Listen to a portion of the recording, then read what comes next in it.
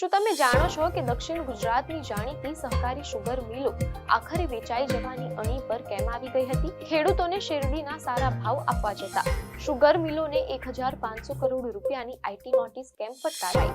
વર્ષ 2007 થી લટકતી આવકવેરાની આ તલવાર વચ્ચે ગુજરાત સરકારે એવો કયો ઐતિહાસિક નિર્ણય લીધો જેણે મિલોને પાયમાલ થતા બચાવી લીધી? નમસ્કાર દર્શક મિત્રો, @ગુજરાતમાં આપનું સ્વાગત છે. નહીંતર અમારે મિલ વેચવાનો વારો આવ્યો હોત. દક્ષિણ ગુજરાતના ખાંડ ઉદ્યોગ સાથે સંકળાયેલા સંચાલકો અને ખેડૂતોના આ શબ્દો દર્શાવે છે કે પરિસ્થિતિ કેટલી વિકટ હતી. ગુજરાત સરકારે તાજેતરમાં રાજ્યની સહકારી ખાંડ મિલો માટે 1500 કરોડ રૂપિયાના લાભ આપતા નિર્ણયની જાહેરાત કરી છે.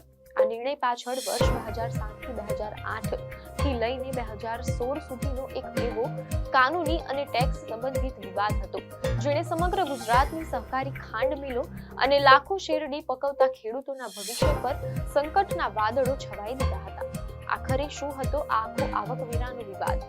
કઈ રીતે શુગર મિલોએ ચૂકવેલા ભાવને આવકવેરા વિભાગે નફો ગણાવી લીધો અને રાજ્ય સરકારના આ નિર્ણયથી મિલો તથા 1.5 લાખથી વધુ ખેડૂતોને કેવી મોટી રાહત મળી છે? મીડિયા અહેવાલોમાંથી પ્રાપ્ત માહિતી મુજબ રાજ્ય સરકારે વર્ષ 2007 થી 2008 થી લઈને 2016 સુધી શુગર મિલોએ ખેડૂતોને જે ભાવ ચૂકવ્યા હતા તેને મંજૂરી આપી દીધી છે. મીડિયાના અહેવાલમાંથી એમ પણ જાણવા મળેલ છે કે આ નિર્ણય વિશે માહિતી આપતા ગુજરાતના કૃષિ અને સહકારિતા મંત્રી જીતુ વાઘાણીએ જણાવ્યું હતું કે સહકારી શુગર મિલો દ્વારા વર્ષ 2007 થી 2008 થી લઈને 2014 થી 15 દરમિયાન ખેડૂતોને જે વળતર આપવામાં આવ્યું છે તેની મંજૂરી મળી જતા શુગર મિલોને 1500 કરોડ રૂપિયાનો લાભ થયો છે. તેમણે જણાવ્યું કે ગુજરાતની શુગર મિલો મોલાસીસ, ઇથેનોલ અને વીજ ઉત્પાદન જેવા કાર્યો કરે છે જેનાથી વધારાની આવક મેળવવામાં મદદ મળી છે. આ વધારાની આવકના કારણે રાજ્ય સરકાર ખેડૂતોને વધુ વળતર આપી શકે છે. જીતુ વાઘાણીએ વધુમાં જણાવ્યું કે આ નિર્ણયથી સહકારી ખાંડ મિલોની નાણાકીય સ્થિતિ મજબૂત બનશે, કાયદાકીય અને કર સંબંધિત અનિશ્ચિતતાઓમાં ઘટાડો થશે અને ખેડૂતોને સમયસર ચૂકવણી કરવામાં મદદ મળશે. સરકારનું માનવું છે કે આ પગલાંથી ગુજરાતની સરકારી અર્થવ્યવસ્થા વધુ મજબૂત બનશે, ખાંડ સહકારી સંસ્થાઓના ટકાઉપણામાં વધારો થશે અને સમગ્ર રાજ્યના શેરડી ઉત્પાદક ખેડૂતોને વધુ આવકની સુરક્ષા મળશે. રાજ્ય સરકારનો આ નિર્ણય એટલા માટે ઐતિહાસિક છે કારણ કે આ શેરડીના ખેડૂતોને શુગર મિલોએ જે કિંમત ચૂકવી હતી તેના કારણે તેમને આવકવેરાની નોટિસ મળી હતી.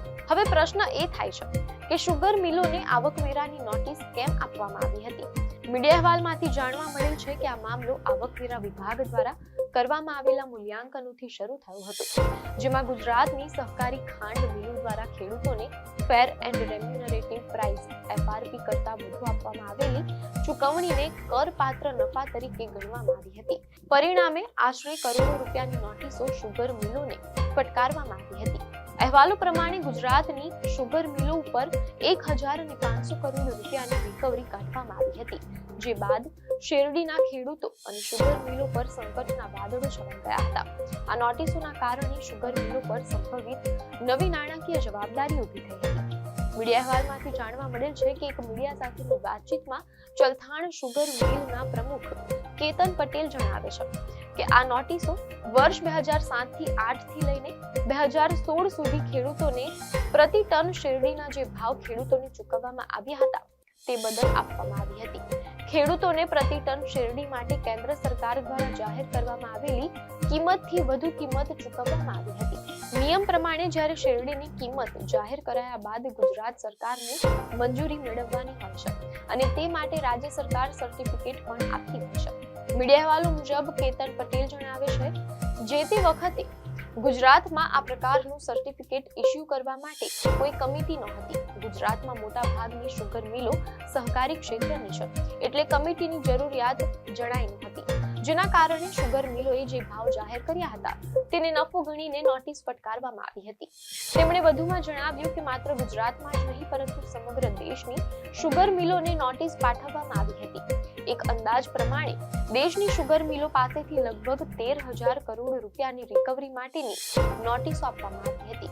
મીડિયા અહેવાલમાંથી જાણવા મળેલ છે કે વિમલ લાડ ગણદેવી સહકારી શુગર મિલના ફાઇનાન્સ વિભાગમાં કામ કરે છે. મીડિયા સાથેની વાતચીતમાં તેમણે જણાવ્યું કે શુગર મિલોએ વર્ષ 2007 થી 8 થી લઈને 2016 સુધી શેરડી પકવતા ખેડૂતોને જે વળતર આપ્યું હતું તેનો આધાર રાખીને આ નોટિસો પાઠવવામાં આવી હતી. શુગર મિલોએ આવકવેરા વિભાગની નોટિસોને પડકારી હતી. કેટલાક મિલ સંચાલકો કોર્ટમાં ગયા હતા, કેટલાક ટ્રિબ્યુનલમાં ગયા હતા અને કેટલાક અપીલમાં ગયા હતા.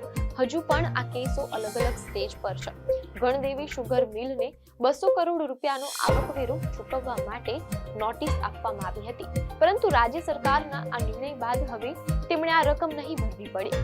મીડિયા અહેવાલમાંથી જાણવા મળેલ છે કે બિમલ લાડ કહે છે કે હજુ સુધી એમ ન કહી શકાય કે નોટિસની રકમ નીલ એટલે કે શૂન્ય થઈ ગઈ છે. રાજ્ય સરકારે આવકવેરા નોટિસમાં જણાવેલ રકમને નીલ કરવા માટે જે ડોક્યુમેન્ટ્સ જોઈતા હતા તે રાજ્ય સરકારે આપી દીધા છે. હવે આવકવેરા વિભાગ તેના પર કામ કરશે અને જ્યારે તેઓ નીલ કરશે ત્યારે શૂન્ય થઈ જશે. શું ભવિષ્યમાં ફરીવાર નોટિસ મળવાની કોઈ શક્યતા ખરી? તેના જવાબમાં વિમલભાઈ કહે છે કે કેન્દ્ર સરકારે કૃષિ ઉપજની MSP નક્કી કરવાની જે સત્તા છે તે રાજ્ય સરકારને આપી દીધી છે, એટલે એમ કહી શકાય હવે આ મુદ્દાનો એક રીતે ઉકેલ આવી ગયો છે. તો કેતન પટેલ કહે છે કે વર્ષ 2016 પછી ગુજરાતમાં કમિટીની રચના કરવામાં આવી છે, જે શુગર મિલો દ્વારા જે ભાવ નક્કી કરવામાં આવે છે તેને મંજૂરી આપે છે, એટલે હવે આ પ્રશ્ન રહેતો નથી. રાજ્ય સરકારની આ જાહેરાતને શુગર મિલો અને શેરડી પકવતા ખેડૂતો સમયસર અને યોગ્ય પગલું બનાવી રહ્યા છે. મીડિયા અહેવાલમાં કાઢવામાં આવી હતી. હવે આપણી પાસે આટલી માતબર રકમ જ નથી. જો અમારે આ રકમ ભરવાનો વારો આવે તો શુગર મિલ જ વેચવાની નોબત આવી જાય એમ છે, કારણ કે કોઈ પણ સંજોગોમાં અમારી પાસે આટલી મૂડી નથી કે આ મોટી રકમ ભરી શકીએ. તેઓ ઉમેરે છે કે માત્ર શુગર મિલો જ નહીં પરંતુ સભાસદ ખેડૂતો અને આ ક્ષેત્ર સાથે સંકળાયેલા બીજા અનેક લોકોને મોટી અસર થઈ હોય. જો દક્ષિણ ગુજરાતમાં આવેલી શુગર મિલોની વાત કરીએ તો 1.5 લાખથી વધુ ખેડૂત સભાસદો છે અને એટલા જ પ્રમાણમાં અન્ય લોકો ખાંડ ઉદ્યોગ સાથે સંકળાયેલા છે. અહેવાલો મુજબ વિમલ લાડ પણ સ્વીકારે છે કે જો રાજ્ય સરકારે આ મામલે દરમિયાનગીરી ન કરી હોત તો આ શુગર મિલોને આર્થિક રીતે મોટો ફટકો પડ્યો હોત. દક્ષિણ ગુજરાત સહિત સમગ્ર રાજ્યના સહકારી ખાંડ ઉદ્યોગ માટે આ જાહેરાત ચોક્કસપણે એક મોટો સંજીવની સમાન નિર્ણય સાબિત થયો છે. વર્ષ 2007 થી લટકતી આવકવેરાની તલવાર હવે દૂર થઈ છે, જેનાથી માત્ર શુગર મિલો જ નહીં પરંતુ તેની સાથે જોડાયેલા અંદાજિત 1.5 લાખથી વધુ ખેડૂતો અને હજારો મજૂરોની રોજીરોટી પણ સુરક્ષિત થઈ છે. તમારું શું માનવું છે રાજ્ય સરકારના આ નિર્ણય વિશે? કમેન્ટ સેક્શનમાં તમારા વિચારો અમને ચોક્કસ જણાવજો. આપને માહિતી સારી લાગી હોય તો વિડીયોને લાઈક અને શેર કરજો, ચેનલને સબસ્ક્રાઇબ કરજો.